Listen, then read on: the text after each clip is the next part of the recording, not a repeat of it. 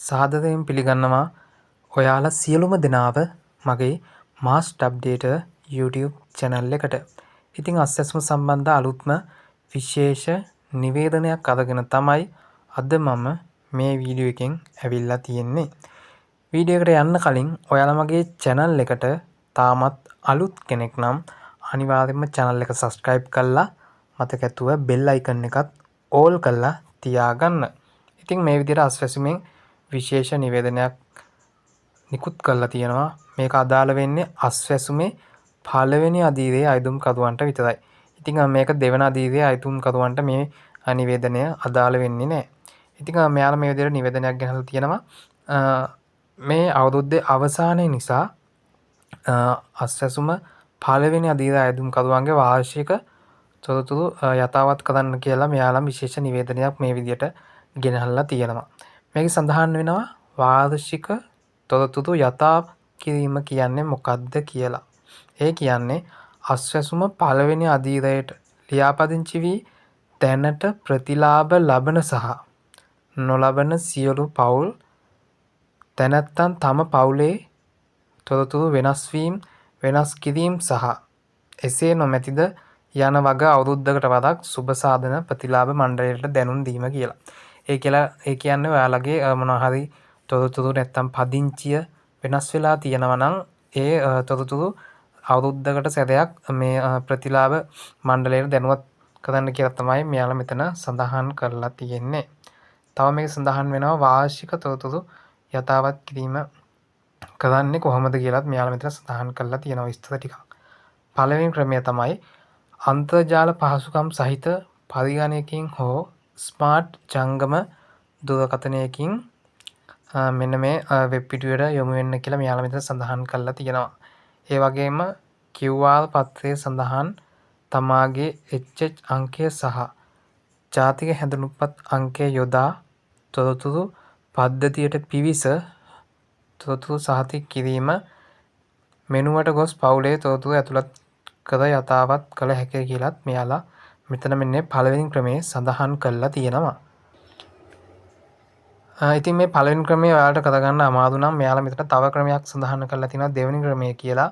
ඒකේ සඳහන් වෙනවා ඔබගේ ප්‍රාදේශීය ලේකම් කාර්යාලයේ සුබසාධක ප්‍රතිලාභ තොරතුරු ඒකකයට හෝ ප්‍රාදේශීය විධාතා සම්පත් මධ්‍යස්ථානයට ගොස් පවුලේ HH අංකය සහ ජාතික හැඳුනුම්පත් අංකය ඉදිරිපත් කර තාක්ෂණික සහාය ලබාගෙන පද්ධතියට පිවිස තොරතුරු යාවත් කාලීන කිරීමට කරන්න පුළුවන් කියලා මෙයාලා මෙතන දෙවෙනි ක්‍රමයේ සඳහන් කරලා කියනවා. ඒ වගේම තව ක්‍රමයක් මෙතන තුන්වෙනි ක්‍රමයක් සඳහන් කරලා තියෙනවා. ඉහත තොරතුරු යථාවත් කිරීම අයදුම්පත් මගින් සිදු කළ හැකිය කියලා. ඒ කියන්නේ ඔයාලට අයදුම්පතකින් මේක සිදු කරන්න පුළුවන් කියලාත් මෙයාලා මෙතන සඳහන් කරලා තියෙනවා. වාර්ෂික තොරතුරු යථාවත් කිරීමේ අයදුම්පත 2025 වසම්බාල ග්‍රාම නිලධාරී හෝ ආර්ථික සංවර්ධන නිලධාරී වෙතින් ලබාගෙන එය සම්පූර්ණ කර එවන නිලධාරීන් මගින් ප්‍රාදේශීය ලේකම් කාර්යාලයේ සුබ සාධක ප්‍රතිලාභ තොරතුරු ඒකකයකට බාර දෙන්න කියලා මෙයාලා මෙතන සඳහන් කරලා තියෙනවා. ඉතින් පළවෙනි ක්‍රමයේ තියෙනවා ඔයාලට මේක ඔන්ලයින් ඇප්ලයි කරන්න තියෙන්නේ. ඉතින් ඒ විදිහට බැයි නම් ඔයාලට මෙන්නේ දෙවෙනි ක්‍රමයට පුළුවන්. ඒ කියන්නේ දෙවෙනි ක්‍රමයේ සඳහන් වෙන්නේ ඔයාලට ප්‍රාදේශීය කාර්යාලයකට ගිහිල්ලා ඔයාලට පුළුවන් ඒ අයට කියලා ඒ විස්තර ඔන්ලයින් යථාවත් කරන්න. නැත්නම් ඔයාලට පුළුවන් මෙන්න මේ ෆෝම් එකක් තියෙනවලු. අන්න ඒ ෆෝම් එක ග්‍රාම නිලධාරීන් හෝ නැත්නම් ආර්ථික සංවර්ධන නිලධාරියන්ගෙන් ලබාගෙන ඒ තොරතුරු විස්තර ටික ෆිල් කරලා ඒක ඔයාලට පුළුවන් ග්‍රාම නිලධාරී හරහා ප්‍රාදේශීය ලේකම් කාර්යාලය වෙත මේ තොරතුරු ටික ලබා දෙන්න කියලා තමයි මේකේ සඳහන් වෙන්නේ.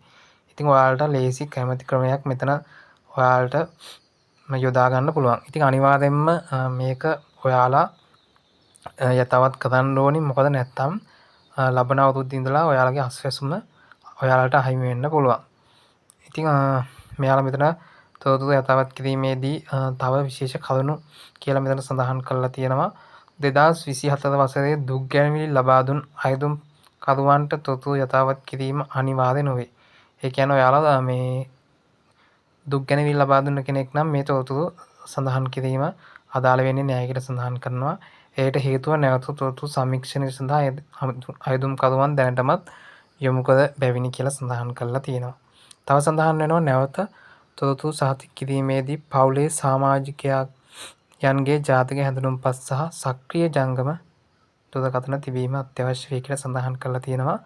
අස්වැසුම පළවෙනි අදියරේ සියලුම පවුල් තැනැත්තන් තොරතුරු යථාවත් කිරීමේ සහභාගී වීම අනිවාර්ය වන අතර සහභාගී නොවූ පවුල් තැනැත්තන් ඉදිරි වර්ෂයේදී අස්වැසුම ප්‍රතිලාභයට සුදුසුකම් නොලබන අය ලෙස සානුකූල ලැබේ කියලාත් මෙයාලා මෙතන සඳහන් කරලා තියෙනවා. ඉතින් ඔයාලට පුළුවන් මේ විදිහට අනිවාර්යෙන්ම ඔයාලගේ තොරතුරු මෙන්න මේ ක්‍රමවේද තුනෙන් කැමති ක්‍රමයකට ඔයාලට විස්තර ටික ඔයාලට පුළුවන් ලබා දෙන්න. ඉතින් මේ වගේ අස්වැසුම සම්බන්ධ අලුත් නිවුස් අප්ඩේට් නිවේදන පිළිබඳව දැනගන්න අනිවාර්යෙන්ම channel එක subscribe කරලා channel එකත් එක්ක දිගටම එකතු වෙන්න. ඔයාලා සියලුම දෙනාට සුබ දවසක්.